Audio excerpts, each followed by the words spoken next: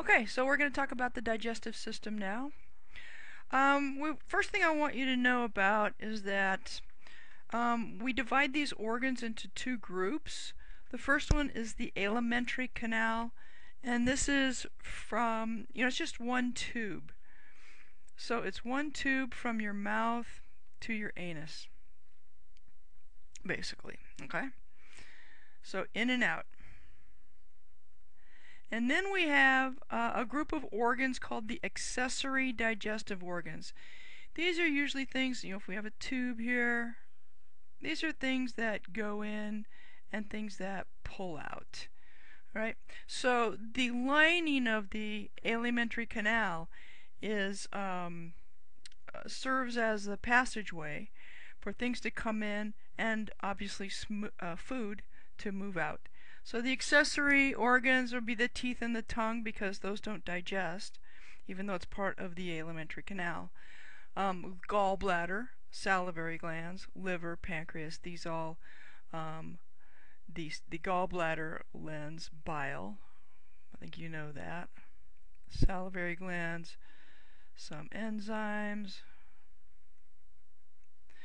Liver changes your food, your raw food, into high octane, and I'll explain that later. And the pancreas, this lends digestive enzymes. Okay. And they're all connected to the alimentary canal by ducts. Those are just little tubes. Okay. So here's just an overview of the entire thing. So we have the mouth. This is the beginning of the alimentary canal. And you have your tongue, which helps you move food to push it between your teeth so that you can chew it. Here are your glands. These are your digestive glands. The parotid gland. The submandibular will be, sublingual under the tongue. Submandibular under the mandible, because your mandible is right here. And the parotid gland is right in front of your ear. And sometimes you can get a clogged duct, or you can get an infection in these glands, and then you'll have a swelling, in the back of your cheek here in front of your ear. Then we have the pharynx, which is for swallowing. Okay. Then the esophagus. This is just a passageway that goes through the thorax. Since none of your digestive organs are in the thorax, we have to get down to the abdomen. So this is the tube that does it. It's the same as moving air from your mouth to your lungs, except your lungs are a little bit superior, right? It's the same difference. So then we have your liver, which takes up the entire upper right quadrant. It takes up the right epigastric and the middle, what you call them, sections as well. Then underneath the liver and to the left side is your stomach. This is a cartoon, not an actual drawing, an actual picture. This is the gallbladder, which will secrete bile into the duodenum. Duodenum is the first part of the small intestine. The jejunum is the second part of the small intestine. It just follows the duodenum. Duodenum is about 9 inches. The jejunum is about 13 inches. And the ileum is the rest of the small intestine, which is about 25 feet. And the reason it's so long is because you're passing food through all of this, and it takes time for it to absorb. So this is all the small intestine. Then over here, the large intestine starts right here at the ileocecal valve. So the first part, the very first part, is called the cecum. And remember if you look at a cadaver, sometimes this is very, very large. And it's large, because if you'll notice, this has to go superiorwards, which is against gravity. And if your intestines have lost some of their muscular tone, like old people, the food can just fall back down and it will enlarge this. And it can become as large as a football. And I've seen that with my own eyes. This little thing hanging off here is your appendix. So the ileum is this small part, and the cecum is the first part of the large intestine. So there's a valve right here called the ileocecal valve. I-L-E-O, cecal valve. Okay. Then we have the ascending colon from here to here because it goes upwards, right? Ascending. Then this part is called the transverse colon. This part is called the descending colon. And then this part is the sigmoid, and then the rectum, and then the anal canal and the anus. That's the alimentary canal. The accessory organs are, again, your mouth, your liver, your pancreas, which is right here. Your spleen is not. They just put that there so you can see it. The gallbladder is here. Those are your accessory organs. So they want you to know, and I suppose it's important, you didn't learn these 9 regions in the first chapter because I didn't think it was important, but now we're going to revisit that. This is just an arbitrary distinction so that when there's maybe a pain or a lesion, they can refer to these regions. These are regions, and over here these are quadrants. Quad means 4, so it's 4 areas. This is 9. Okay, so this would be a little more specific, and this would be more general. So in the upper right quadrant, you can see that we have the liver, right? Liver. Some intestines, maybe the duodenum, well, definitely the duodenum, definitely the gallbladder. In the upper left, we have the stomach, right? And we have part of the transverse colon. We have part of the transverse colon here. In the lower left, all you have is, small intestine, large intestine. You have the sigmoid colon, and then it's split down here with the anal canal, rectum and the anal canal. And the lower right quadrant, you have the cecum, right? You have the first part of the ascending colon. You have the ileocecal valve and the appendix. Okay, so the processes we have are ingestion, and everyone knows what ingestion is. That's eating. And of course it happens in the mouth. Then we have propulsion, and this is the movement of food from your mouth to your pharynx, then all the way through to your anus. The movement happens because we have peristalsis. This is our major means of propulsion, and we're going to go into it in detail. Then we have mechanical breakdown. This is mechanical. That means it's going to be broken down by your teeth. So it prepares the food for chemical digestion. So chewing and churning the food in the stomach, that's all mechanical. Okay. Chemical digestion happens with acids, basically. These are complex molecules broken down into chemical components, and those components are going to be simple sugars. We want glucose. We want amino acids or small proteins made of amino acids, of course, and then fats. So we have to break down that steak and that potato into just these very simple components.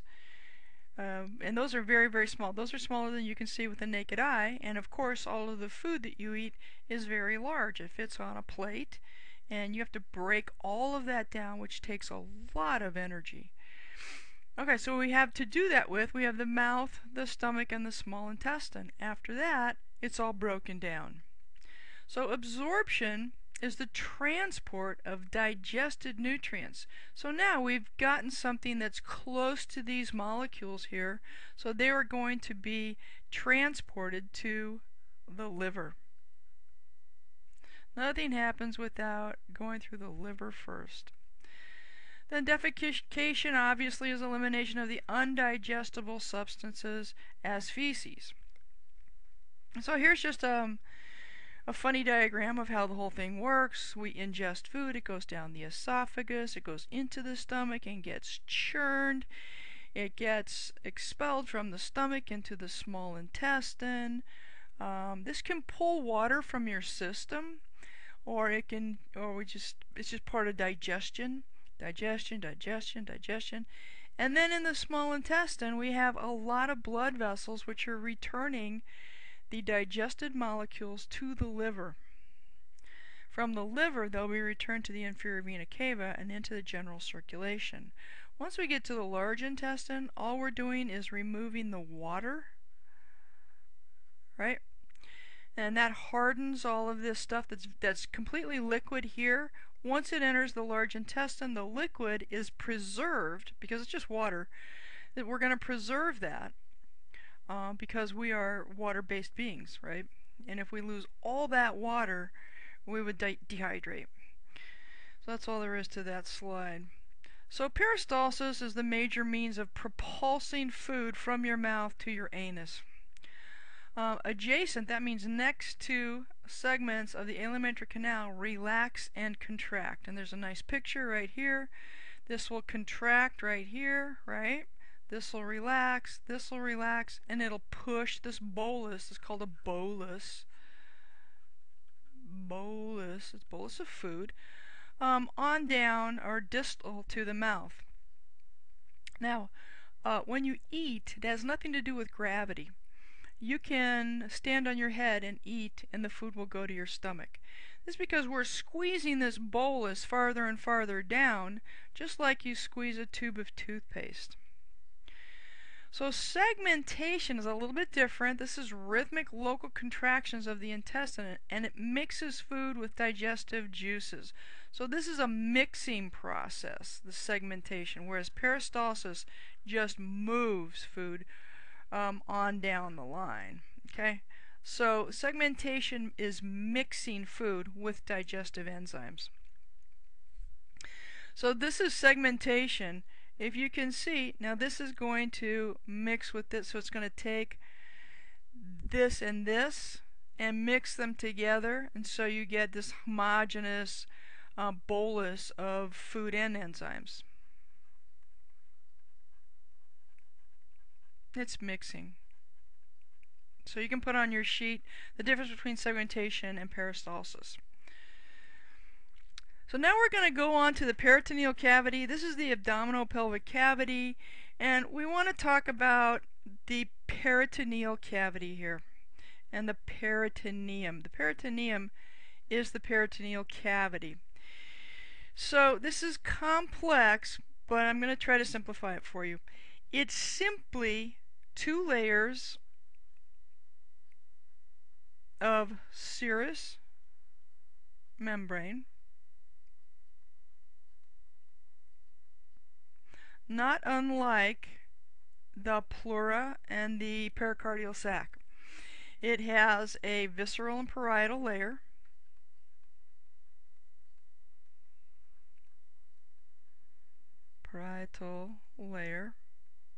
so you're familiar with that, and it surrounds most of the abdominal pelvic organs, and it has many different purposes in the abdomen than it does in the heart and the lungs, where it's simply a protective coating and reduces friction.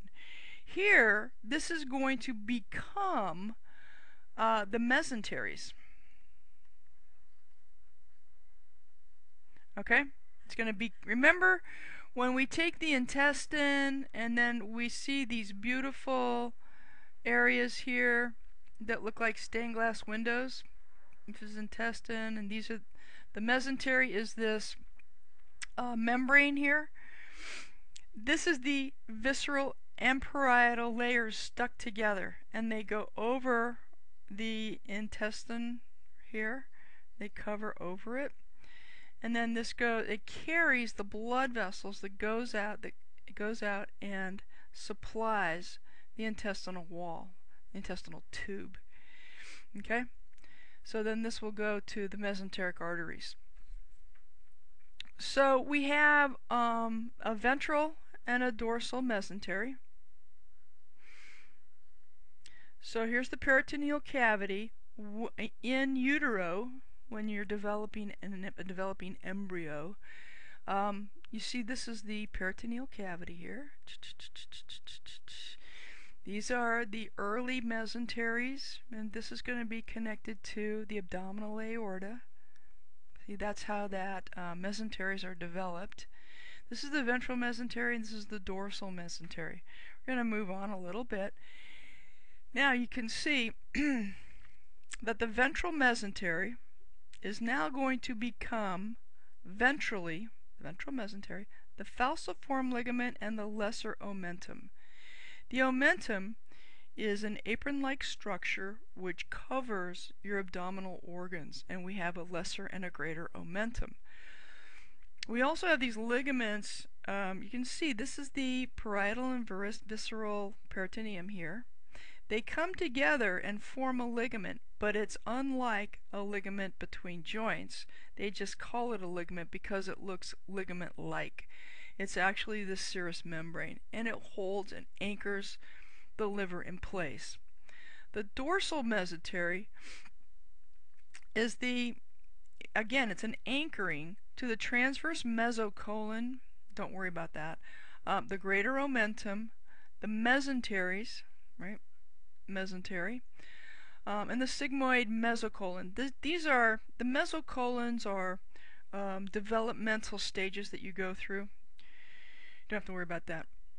Okay, so this is just labeling here. So these are just parts of your small intestine. Here's parts of the transverse colon. You can see that these are all covered with peritoneum. Now, as you develop, you leave some organs behind the peritoneum. I don't know if you can see it in here. Yes. So behind the peritoneum are the kidneys, and also the adrenals, which lie on top of them. And also the duodenum is retroperitoneal. So retroperitoneal means behind or dorsal to the peritoneum. No, I think I put these on a, whoops, sorry. I got lost here. Right. Okay. The rectum is retroperitoneal. Definitely the kidneys and adrenals. The rectum, the duodenum, and that's all you need to know about that. Okay, so the peritoneal cavity, it's a serous membrane, it has visceral and parietal, and of course the space between them is filled with serous fluid, and they're basically no space between them. So a mesentery is a double layer of peritoneum. It holds the organs in place, the site of fat storage, and provides a route for circulatory vessels and nerves out to the colon. The ventral mesenteries, falciform ligament and lesser omentum, and the dorsals, and you can read here. This PowerPoint is available statically. Now here's a picture of some of these structures. Here's the falciform ligament. Now you know what that is. This of course is the liver. This right here is the gallbladder. Here's your spleen up here. You don't need to know that for this. This is your stomach peeking out here. You can see that it tucks underneath the left lobe of the liver. Right here is the ligamentum teres. That's also part of the mesenteries. Here's the greater omentum. All of this yellow stuff here is it's actually two sheets of tissue, serous tissue. It's called the greater omentum, and it's like an apron. So it connects up here, attaches up here, it comes down, and it folds here and goes back under and connects on the back side of the stomach. Here's the cecum, and as you can see, it's very much enlarged. This is a cadaver, it's probably older, so yours should be significantly less wide than that. Here's the appendix down here. Here's your sigmoid colon back here, and we'll move on. So again, here's just a cartoon of the previous slide. So here's the greater omentum up here, up top. We just lifted it, and you see how it's attached on the underside to the transverse colon. On the top side, it's connected to the greater curvature of the stomach. Just an apron. And what this does is part of the, I would say that it's part of the immune system, since it has a lot of macrophages in it. And what happens is if you get any damage to the intestines, it will come and like plug a hole. This will just come down here and plug this hole up. Because any leakage of this contents into the abdominal cavity can cause an infection, which would be life-threatening. Okay?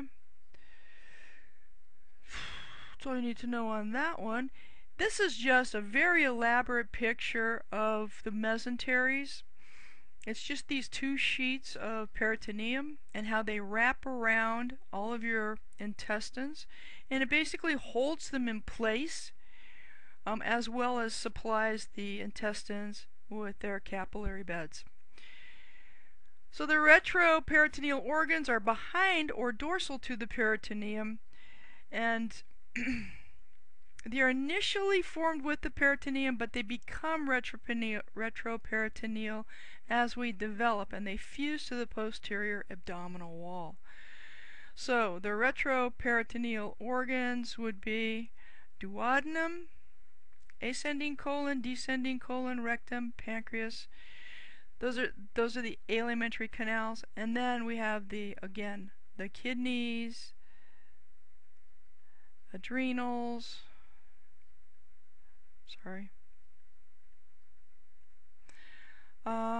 as well as these.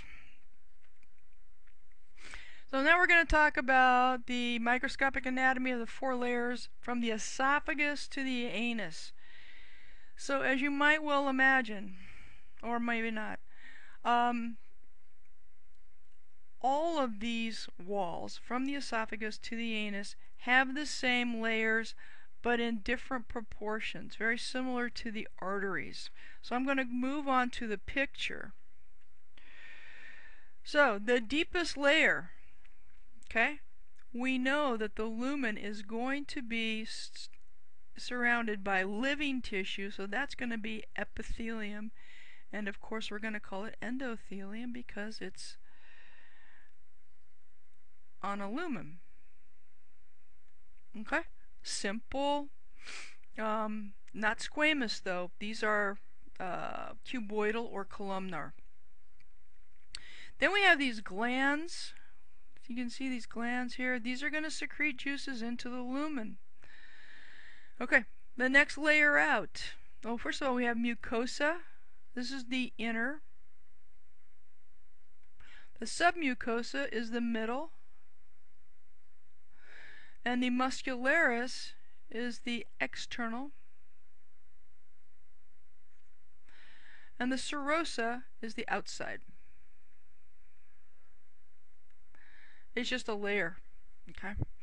So in the mucosa we have the epithelium, that's the deepest layer. Then we have this lamina propria, which is simply connective tissue.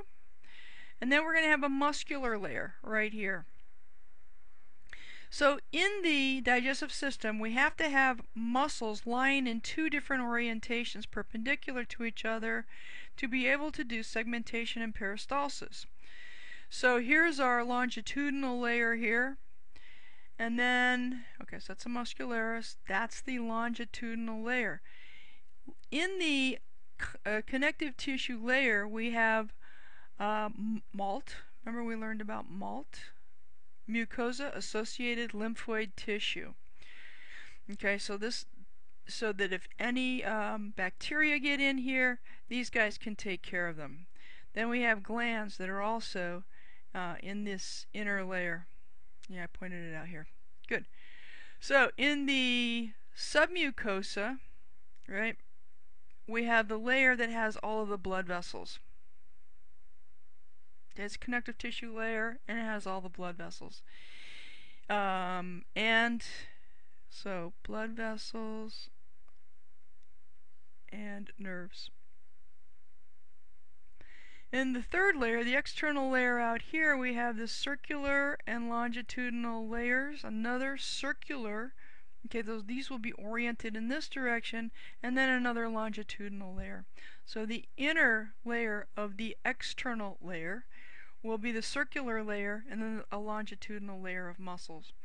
And then on the outside, the serosa, there's epithelium and connective tissue. And the connective tissue is deeper to the epithelium. And I think that that's everything. So the mesenteries will supply a vein, an artery, nerves, and lymphatic vessels. Oh yeah. So very important here, we have an intrinsic nerve plexus. This is the myenteric nerve plexus and the submucosal nerve plexus. These are part of the enteric nervous system. This is not part of the regular nervous system, the CNS or PNS.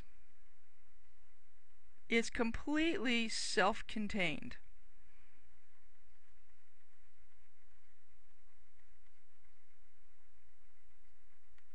Okay? The myenteric and the submucosal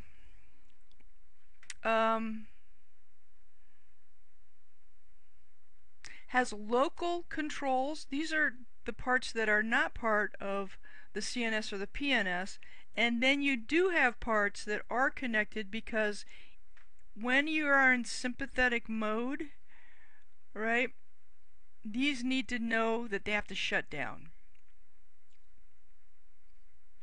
So your major digestive functions will stop. Okay? So here's a microscopic view of the mucosa, the submucosa, the muscularis externa, and the serosa. Okay, you can see where it ends here, and then we go into connective tissue out here. So the smooth muscle is found in the walls of the viscera. The fibers are elongated. They have one nucleus. They're grouped into sheets, a longitudinal and circular layer. This is what it looks like. So we're cut through horizontally, we're going to see the ends, and if we cut through longitudinally, we're going to see the long end of the fibers. These are innervated by the ANS, so that when we're in sympathetic, they're innervated by sympathetic to stop, and parasympathetic to start or continue. Remember, rest and digest. So you don't need to know the innervation. This is just for your information. That's how it works. When you get to physiology, they'll explain more deeply. All I want you to know is that we have a myenteric nerve plexus and a submucosal nerve plexus. These myenterics lie between the circular and longitudinal muscles, so I can signal both of them at the same time. These control peristalsis and segmentation when we're in parasympathetic mode. The submucosal lies in the submucosa. This signals the glands to secrete. This would also be parasympathetic. We have sympathetic and parasympathetic, and these are visceral sensory. So let's begin with the mouth. We're going to go on to the picture, so I can just do it here. Again, you know, hard palate, soft palate, uvula. This is the palatine tonsil. Okay, palatine tonsil. This is the oral cavity. You know that. You know that. This is it's just a soft tissue area. I would never ask you that, so you don't need to know that. Soft palate, hard palate. Okay, tongue, you know. Oropharynx, you know. Lingual tonsil is at the back of the tongue, and it's in the overlying tissue at the very, very, very back. Look at the tongue. Way, way, way, way, way back here. Just anterior to the epiglottis. That's your lingual tonsil. Then the epiglottis, of course, is here.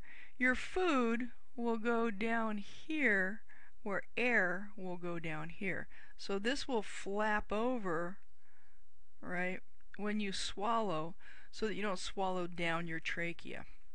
Then this would be your esophagus back here and the trachea up here. So let's go on to the mouth. I would never ask you superior labial frenulum. What I want you to know are the palatoglossal arch right here, okay, the uvula, of course, the palatine tonsil. These are the tonsils that are removed when you have tonsillitis. Tongue, of course, sublingual fold with openings of sublingual ducts. You can look under your tongue and see these ducts. This is a submandibular duct, and these are sublinguals on the side. So this is submandibular, and these are sublinguals. Only because you can see those, you can actually press them and make them squirt. Your gums are called gingivae.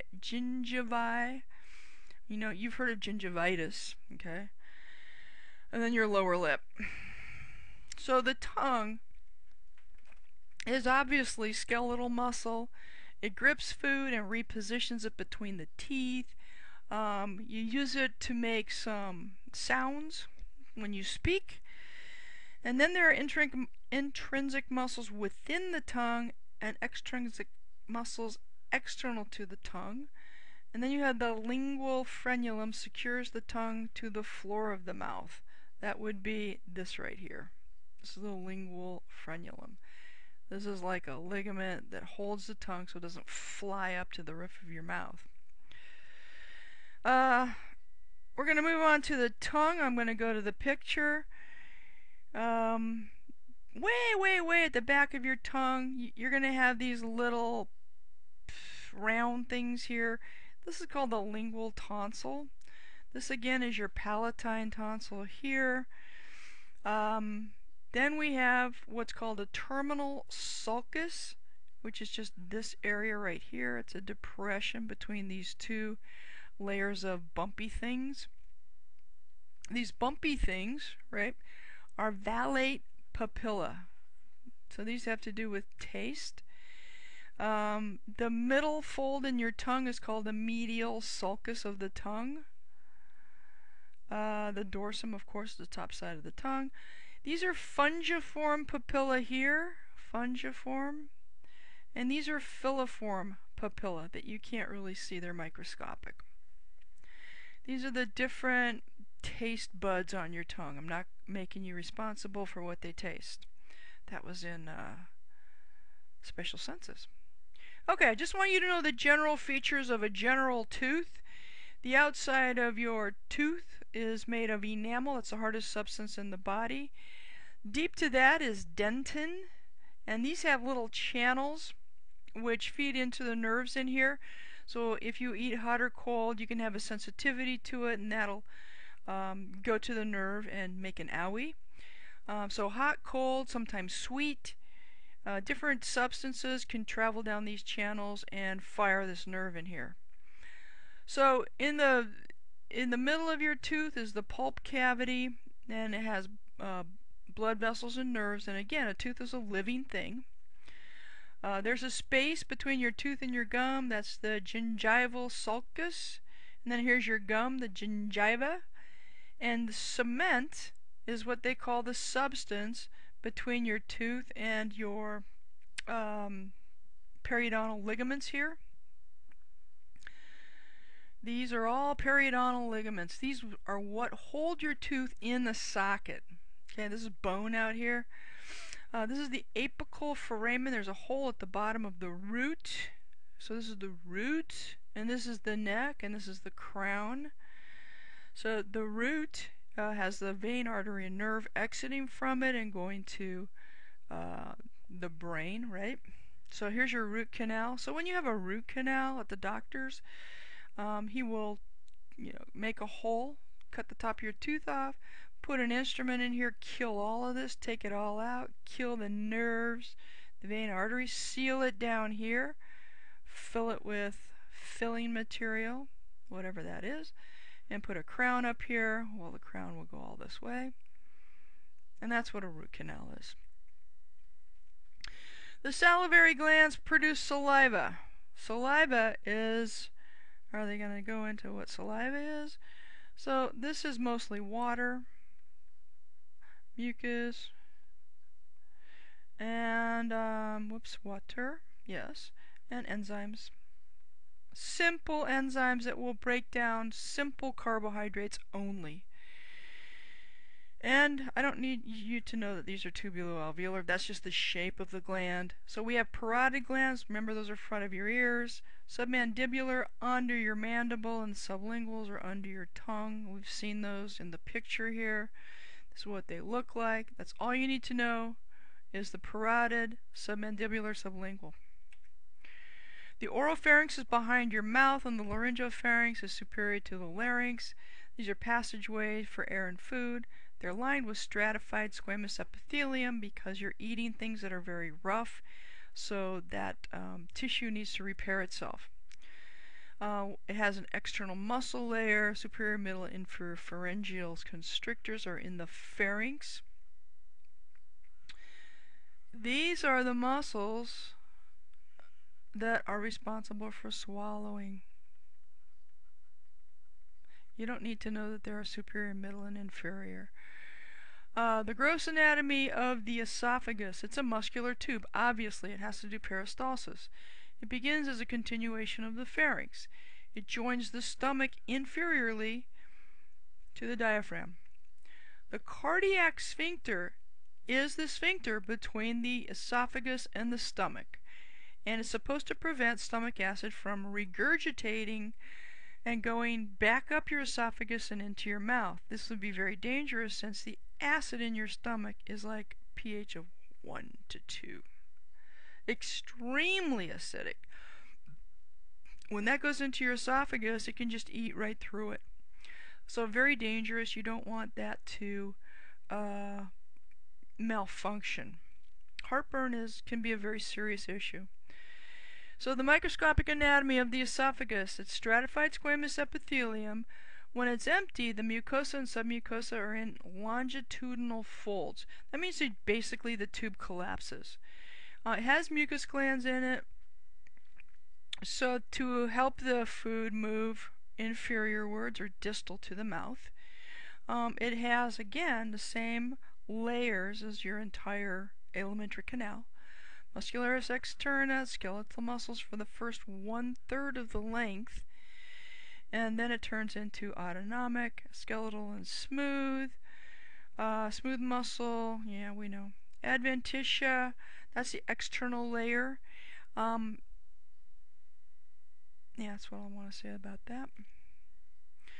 Mucosa, submucosa, muscularis externa, and then adventitia, which is just a fibrous connective tissue on the outside.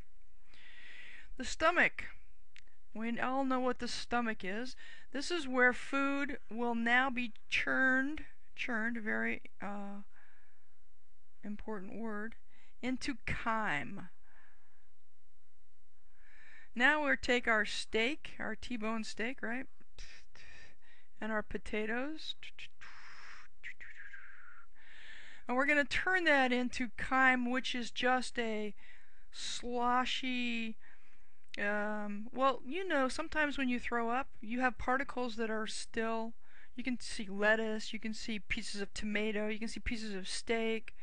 Listen, I'm 62, I've thrown up enough to know that it takes time to turn this into chyme, which would be a homogeneous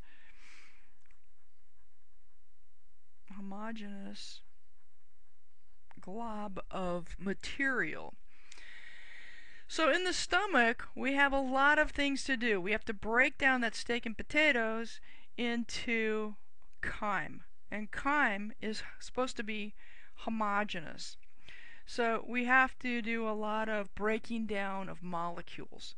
So pepsin will take care of the protein digestion, and this only functions over acidic conditions. So the pepsin would not work in your mouth because it's not acid enough. So the food that remains in your stomach approximately 4 hours. there's a great variety there. Um, so the regions of the stomach, it comes down from the esophagus, and it goes something like that. Okay, so the cardial part, that means it's close to the heart. Remember, your diaphragm is right here, and your heart is right here. So that's why they call this the cardiac part. I've only heard cardiac. Now they call it cardial. That's pertaining to the cardia. So that's the cardia part of the heart. The fundus is this part. The body is this part. And the pyloric part is this part. Then we have a pyloric valve right here. So here we go. The cardia. No, I made that. So don't look at my diagram. So the cardia sort of like here. The fundus here. The body here. The pylorus is here. And was that all of it? Yes. Okay, so the esophagus comes in here. The pyloric valve would be right here. So the first area would be the cardia. These are the 3 different layers, and the 3 different layers will cause the churning of the stomach. So the fundus, will be this part of the stomach, the body here, pylorus here. Wasn't there one more they had here? Fundus, cardius. Oh yeah, okay. So that's it. Here we have what are called rugae. They're just foldings. It looks very similar to the folds inside the chambers of your ventricles. This just increases surface area. In the heart, it's used to mix blood and make sure that it's ejected.